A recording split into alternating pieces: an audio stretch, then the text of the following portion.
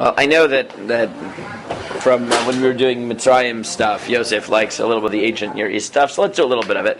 Mishpatim is always a good parsha to do it. So we may have talked about this last year, but that's okay. Yeah, he's fine. So one of the biggest finds of modern academia was in helping to understand much of the way the Torah was written. Were the ancient covenants that they found between kings. Yes, you've heard this stuff, so you'll forgive me, but I'll give you a summary. Of course. Right. I don't think they've heard it, but you have definitely heard it, and he's coming back. So he published a new book, and he said after he's finished with like book launches and stuff, then he wants to come back, so he couldn't do February. So I have to reach out to him in like next week to set a date. But yes, one of the leading scholars who has been working on this is Professor Josh Berman from Bar Ilan, who comes here once a year. Now on Mishpatim, there are really two insights that people focus on. One is the comparative law, Hammurabi, which I'm not going to do again. I've done that extensively. But the other is this covenant thing. And so let's see if Zev remembers this. This is always the problem. Zev is now attested to the fact he remembers it. So let's figure it out. So what they found were covenants between vassals and their lord kings. And these follow certain very predictable patterns, of which help us really understand the way the Torah is structured. Now you'll tell me, wait a second, isn't that... I was just re-listening to a shir by Josh Berman on it, and he'll say... Josh Berman. Where do you get these shears? It was online. It was on hatanach.com. He spoke of the... guy that you don't want to... He's like the biblical critic. He's great. I love him. He's amazing. He's amazing. We had him speak when I was in YU. We brought him in when I was editor of Kolam Mavasar. We had him come for an event. He's amazing. You'll hear him. He's coming later in the year. He's great. Yeah. Really, he's amazing. Really, and I want to get my hands on his new book too. Animal. Is that the book? Yeah. Oh yeah. I really want to buy it. Think about podcast. Yeah, I really want to get it. So here we've done 2 minutes of plugging for Professor Josh Berman. There we go. I fully endorse everything I've just said. He's amazing. Also, he has the skill. I'll send you the shir. Yeah. He has the amazing skill of giving like a very very academic shir and sounding like certain people just have the skill that they sound so from. Like he, first of all, he does it in Ashkenazis and says Hakadosh Baruch Hu all the time. Right. He also is a very from person, which is part of why he can pull it off. Anyways, so what they found was that they follow models. First of all, they tend to be initiated by a vassal king calling out in distress to a more powerful king. And the powerful king, if he responds and saves them from war, from famine, or the like, the implied commitment is that the vassal king then enters into the vassal kingdom enters into it's not really servitude, it's a relationship of loyalty. Whatever that means, right? It could mean taxes and help in war, whatever. Could mean all types of things. What? Like a tributary? They become a vassal state, right? They become a vassal state. That's what it is. So the contracts start the same way, which is usually something like, "So saith the king," and then a discussion of the history of when this happened, which in the Torah's version is something like Anochi Hashem Elokecha Asher Tzotzicha me'eretz Mitzrayim u'beid avadim, which is now the justification for giving mitzvot. Now again, you'll tell me, so isn't this disturbing that we're borrowing language from the ancient world? And if you ask me, I will say the same thing that I'm totally convinced of from Professor Berman and others who I've studied this from, which is no, not at all. Why would that be disturbing? It's no different than... It's just the normal way people made agreements, and that was how people thought and they understood. However a modern contract would look like, if you wanted to make a contract nowadays, so you make a contract the way people understand. It's, as he said, this is a meta understanding of Divrei Torah Kalashon B'nei Adam. This is how people talk, this is how they thought. So that's the first point. Then, after you have that introduction, what follows usually? Terms of The terms of the agreement, the list of responsibilities of the vassal king. And that's what we call Parshat Mishpatim, right? That right after you get that introductory thing, we get the detailed clauses. Okay, this is what that entails. 1, 2, 3, 4, 613, whatever. Now there's another thing that they get, which is very good, is consequences of violating that covenant. If you follow it, it'll be great. If you don't follow it, it'll be terrible, and ... What we call Parshat B'chukotai, or the Klalot in Dvarim.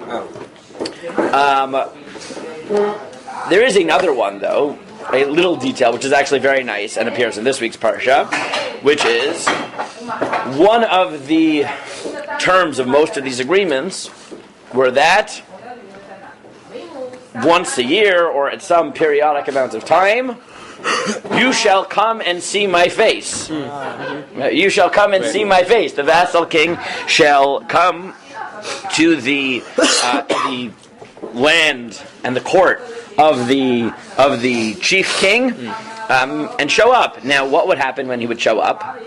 We would give sacrifices. So what would you think? Would they?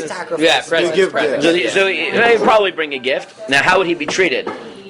Like a servant. So this is right. So here you get two things. That would probably depend on the king. No, so in these, so it's pretty consistent in these. How would they be treated? And this was Josh Berman. This is Professor Berman's point about Aliyah L'Regel, where obviously that language, right? Shalosh pa'amim b'shana yireh kol zechurcha b'nei Hashem. Right. Here we go. There we go. Shalosh regalim tachog li b'shana et chag matzot tishmor shevat yamin tocham matzot kasher tziviticha, etc. Shalosh pa'amim b'shana yireh kol zechurcha b'nei ha'adon Adonai. Right. And this is an insight that I hadn't really, I don't know if I hadn't heard or hadn't thought of in a long time. I don't know if I've actually heard this particular point. In the ancient contracts, so what would you think? How would the vassal king be treated when he got there? What would you think? Good, right? So it could have gone two ways. It could have been that he's treated like as a servant to express subjugation. Right. But it wasn't like that in most of these. It was he was treated as a king, and he would come to show respect to his superior king. But all the servants of the superior king would stand up as a sign of respect for the vassal king when he came out. And therefore, you see in these contracts that these were not contracts where you pay me back by basically becoming a nothing. It's that if you're loyal to me, we'll have a good relationship as long as you recognize your place. Right. In turn, you get kingdom. So, Professor Berman pointed out that you get a fascinating insight into the nature of God's relationship with the Jewish people from this, which is that by telling not the king to do Aliyah L'Regel, but every male to do Aliyah L'Regel, what God is saying is, we're all kings. We're all kings. Which, if you remember, this is actually, he didn't say this, but I'll say this. Who holds this? Remember, this is a halachic statement in the halachot of Chavala and Busha that call Yisrael b'nei Malachim. But there are actually halachic implications that Chazal take from the fact that Torah treats the Jewish people, each person individually, as royalty. But that's actually pshat in the Torah. What? It's the Bechors. No. Yireh kol zichurcha. Every male. No, zichurcha. Every person is a king. And he says you wouldn't have realized that the implication here is that every Jew is a king until you realize that the big chiddush is that yes, we are God's vassals, but not the king or the Kohen Gadol, but actually every individual has to make this pilgrimage in which they are respected and honored. Right. He also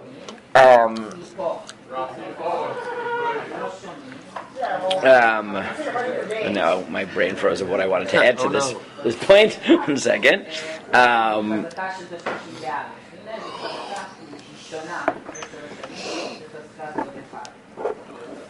In another article, right, he points out that sometimes when people would rebel against the king, they would rewrite the vassal treaty, and this time with a much more negative telling of the original story. Right. And this is one of his arguments, that the fact that there are contradictions between stories sometimes in Tanakh, it was actually understood in the ancient world that the way you told a story was a expression of where your relationship is now rather than an expression of historical truth, and therefore you shouldn't be too bothered by it, because that was actually the way these things were written. You would tell a story based on where your relationship was now. The last point he made on this is that there was a word in many of these treaties for the favorite vassal. Right? And what was the favorite vassal? Before? No. That's what Darius Sigula. Right? Sigula. From last week's parsha. Yes, and he said that he thinks that that's pshat, because Hashem makes it very clear in Amos that he has other nations that he took out of slavery. Remember that one? Right? You think you're special? I took the Kushim. I took all these people out of lands. You think you're special? I have many servant nations. Remember that, Darius? But that's what Hashem is saying in Yitro, which is, but if you keep the Torah, v'yitem li sigula mikol ha'amim, I may have a relationship with other nations, but you will be my favorite. Right. You will be the elevated amongst my servant nations. And therefore he thinks that Sigula captures that God isn't exclusively our God, he's the God of the world. Yes. But we do have a unique relationship, and it's the relationship of Sigula. So there's a lot more to it, but it's just maybe this is a taste of what's to come when Professor Berman actually comes. Whenever he comes, He's going to come here? yeah, he comes once a year. He comes once a year, and he does but just whoever goes to it, he always demands that you read in advance. Like it's like a one-off seminar, but he sends reading material in advance and then gives a course, and people always love it. So here's the taste of why there is so many insights to draw from academic scholarship. And like I said, Professor Berman is one of those people who I love listening to him, because some people, you listen to the academic stuff and it's interesting, but you also feel like they're not coming to it from a vantage point of deepening their Yirat Shamayim. Right. And maybe you can tease out insights. But Professor Berman is one of those people that he just exudes Yirat Shamayim, and he really, really, really has added to his understanding of classic sources and has deepened his Yirat Shamayim by engaging the world of academia, which is cool and definitely my ideal. So this is a taste of what's to come. And I don't know exactly what he's speaking at this year, but he's always great. You went last year, right? Yeah. Darius I'm on that list. I'm going. Okay.